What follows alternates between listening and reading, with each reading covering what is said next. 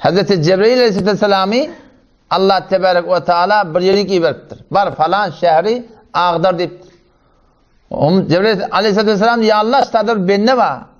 Bir göd yimmaçar da mıqdar sana nafarman olanak. Şöyle bir kavbendeşi. Namadi, teheccüdi, zikri, telavati.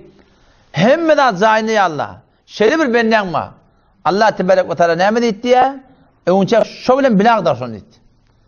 Ki ne mi deyip? İn hemen camada narhatiler var. Günahkarçılıklar oldu. Şeriatı ters oturanda atla var. Şolar görüp hiç zaten rengi ütçeme dedi. O da şu dayda Müslümanlık olan var. Yani bir de diyanetimizde kemale yetecek olsak, Allah Teala'nın muhabbetini yüreğinde esas edecek olsak, çın gecede bir vakti ya Allah men qavur yenip Huday Teala yülenecek olsak, şoň ulaqan bir yolunun bir näme? Dine kömekçi bolmakdyr. Ya eyyuhellezine amenu in tensurullah yansurukum ve yuthabbit aqdamakum. Allah Teala şunu şart etipdir. Ya eyyuhellezine amenu ey iman eten erki adamlar denanalar in tensurullah eğer Allah'ın dinine kömekçi bolsaňyz yansurukum Allah size kömekçi bolacak.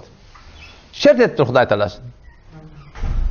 Yani biz dine kömekçi bolmaklyk sefer namazda, serfen namaz cemaatde, serfen peygamberimize sormakda, serfen hicapda, serfen fakat halal haram taygırmakda, serfen fakat sünnete gaim bolmakda, belki dine kömekçi bolmaklyk her bir murattan ekinin elinden geliyor.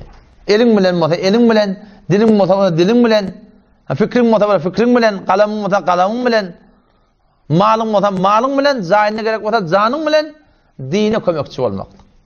Allah Tebarek ve Teala dini kömekçi bolup yaşamaklığı sana ticaret diye aytıptır. Ya eyyuhellezine amenu ey iman eten erkeklerden analar hal adullukum ala ticaretin ay Allah Teala yemezde bir ticaret koku değil mi? Ticaret kokacak diye. Şu dünyada ne kadar adam ticaret eden adamlar var. O ticaret ne yaparım? Tunjikum min azabin alim. Siz azab-ı dertnaktan necat verecek.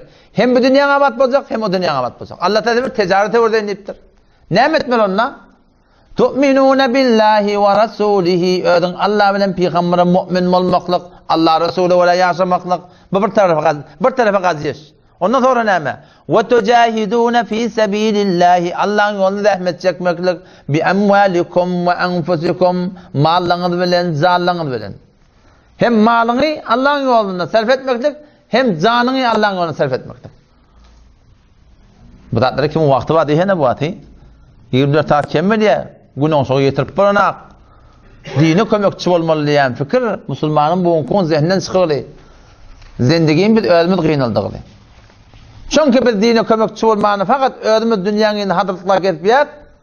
Şu taydan Allah Teala'nın medyediği nusreti bizim zindigimizde görünmeye. O da şu taydan Müslümanlık oldum. Şol Allah Teala'nın rızayeti her bir zattan goýaňda. Şoň rızayetini her bir ýerde gözlemekde gözüňe onda bolmaly. O malından, canından, diyanatın ösmekliğinden şimdi zahmet çekmedi.